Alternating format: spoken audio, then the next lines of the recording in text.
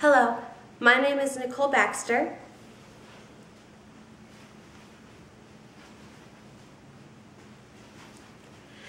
I've been acting since I was about 5 years old when I did a Christmas play for my church, and I played the role of Mary. And ever since then, I really liked the idea of being someone other than myself and getting to be other characters. So that was my inspiration, and since then I've been pursuing more of a dance career, but about 4 or 5 years ago I decided that I wanted to pursue a career as a performer for one of the Disney parks. And so I decided that in order to do that, I would need to delve more into more musical theater training, so getting into the acting and vocal part of it, since I have already had the dance training. So that is kind of my inspiration for acting. And the training that I've had was obviously that first play, and when I was 11 I went to a K through 12 acting camp, and I was in The Frog Prince, and since then I've played minor roles, and my first kind of bigger role was my freshman year. We did a combined show with different parts from different shows, and I did a monologue from Your Good Man Charlie Brown, which I will be performing in this video. Or it will be a different monologue from the same play.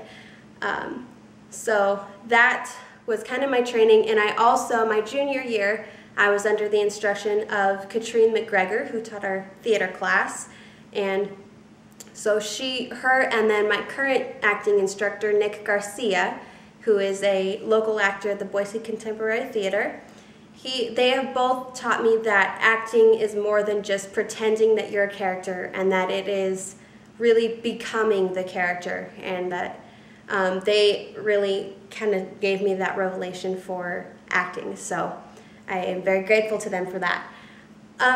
What got me interested in American Academy of Dramatic Arts was an email that I received at the beginning of this year telling me to go ahead and check out the school, so I did. I went to the website and checked out your program for musical theater to see what classes you had, what coursework was required, and it seemed very fascinating to me. And then same thing with your faculty. I went and looked at your faculty and was very impressed, and it seemed very promising, and as well as your alumni.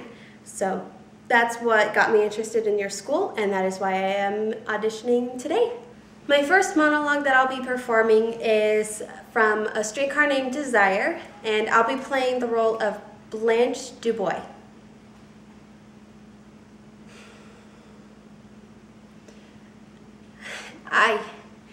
I took the blows, with my face and with my body.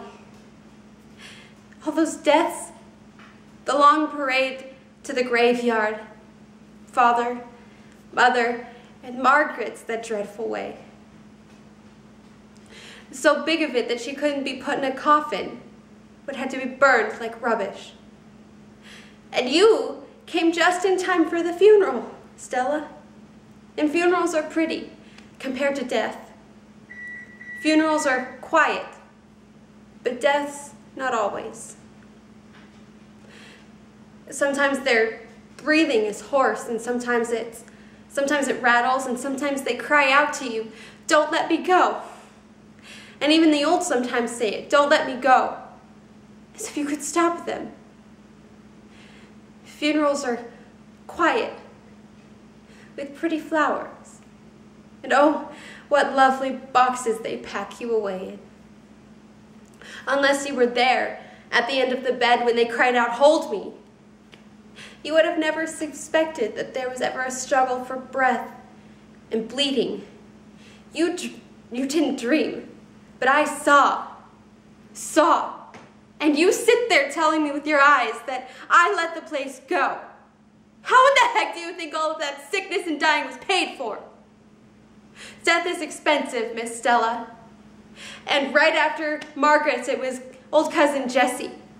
The Grim Reaper set up his tent on our doorstep. Stella, Bellarive was his headquarters. Honey, that's how it slipped through my fingers. Which of them left us a fortune? Which of them left us even a cent for insurance? Only poor Jessie. 100 to pay for her coffin.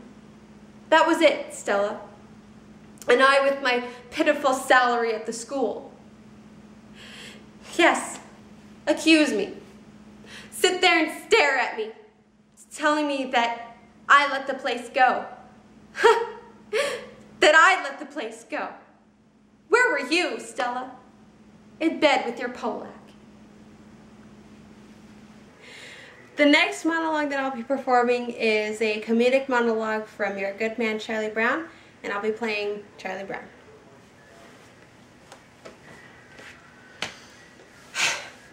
I think lunchtime is about the worst time of day for me. Always having to sit here alone. Of course, sometimes the mornings aren't so pleasant either. Waking up and wondering if anyone would really miss me if I never got out of bed. Then again, there's the nights, too, laying there just thinking about all the stupid things I did during the day. And then there's the hours in between when I do all of those stupid things. Well, lunchtime is amongst one of the worst times for me. Well, I guess I better see what I got. Peanut butter. You know, some psychiatrists say that people who eat peanut butter sandwiches are lonely. I guess they're right. And when you're really lonely, the peanut butter sticks to the roof of your mouth. There's that cute little red-headed girl over there. I wonder what she would do if I went over and asked if I could eat lunch with her. She'd probably laugh in my face. It's hard on a face when it gets laughed in. There's an empty bench next to her. I could go sit over there. There's no reason why I couldn't go sit over there. In fact, I'm going to do that right now. All I have to do is stand up. I'm standing up. I'm sitting down. I'm a coward. I'm so much a coward, she probably wouldn't even think about looking at me. In fact, I can't think of a time when she ever looked at me. Why wouldn't she want to look at me? I mean, if she's so great and I'm so small that she can take one spare minute, she's looking at me!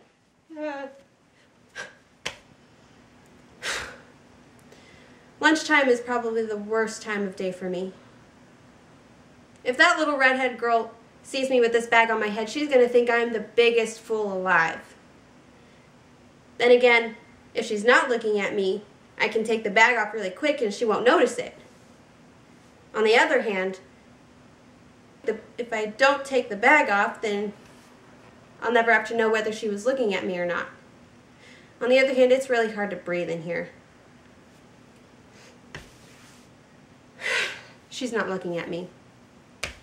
Why doesn't she ever look at me? Oh well. Another lunch hour over with. Only 2,863 to go.